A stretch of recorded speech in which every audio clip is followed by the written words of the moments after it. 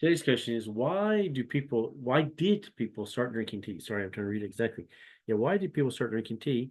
Asked by my student Yuzuki. She's Ikuei University student, third grade. So third grade, she will be a junior student. So exactly, why did people start drinking tea? I think she probably asked this because she knows I don't like drinking coffee. I prefer tea. I almost never drink coffee. Um, and by the way, San Francisco and the West Coast of America, they drink coffee, or in the Northeast Coast, New York City, they drink a lot of coffee. But in the middle part of America, we drink mostly tea. She knows that from being in my lessons. So the question is, why do we drink tea? It comes from China, actually. China have been drinking tea for a long, long, long time, of course. Let me look at my notes here. Yes. So China's been drinking tea since the Shang Dynasty, which was from 1600 BC to 1046 BC. So Shang Dynasty.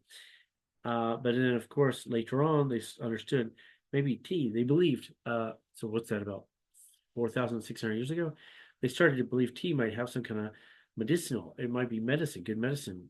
So they started thinking about that and progressed along those lines around the Han Dynasty, which is around 200 BC, 206 BC to 220 AD. So around those 400 years, the Han Dynasty, they started establishing tea in their culture and this helped the flavor grow. And there was a famous Chinese physician named Hua Tuo, maybe I'm pronouncing wrongly, but Huatuo, and he understood the medical.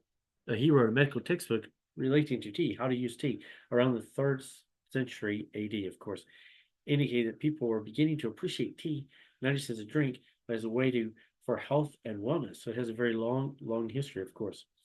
So, but introduction to the West was interesting. So tea began to gain attention in Europe through Portuguese priests and merchants.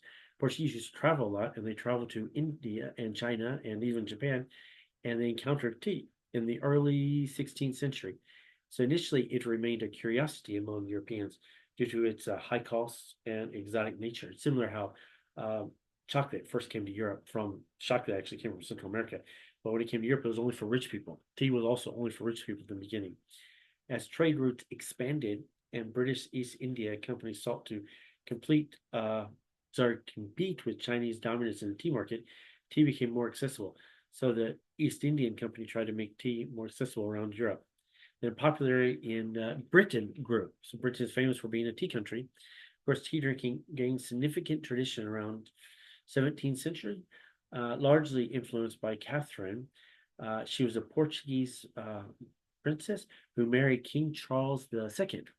Her love of tea popularized it among all British aristocracy, so kings and queens and royal people. The drink transitioned from being an elite luxury to eventually a stable beverage enjoyed by different social classes over the time. So slowly but surely, it spread across the culture.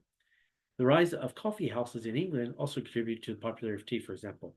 These establishments served as local social hubs where people gathered to discuss news and politics over beverages of tea. For example, when I was in California, every time we met for study habits, study or practice something, we would meet in a coffee house and over coffee, even though I'm not a coffee drinker, my classmates would drink coffee and we would discuss the project we're on. Additionally, of course, economic factors played a role. As demand increased, so did production efforts and domestically and in the British India, of course, through imports from, of course, China. So ultimately, people started drinking tea due to its, so to summarize, its initial medicine purposes, so it could help our health, and of course, the cultural significance in India, introduction through trade to Europe, of course, and of course, royal endorsement in Britain, of course, Catherine, who married the King Charles, and it became like later it became established as a social beverage.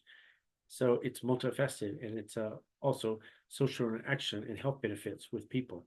So it has a very deep cultural meaning. Yeah, I'm always disappointed when I see coffee houses. I won't say brands here, but coffee houses everywhere. But I don't see tea houses everywhere. I love to see tea houses everywhere.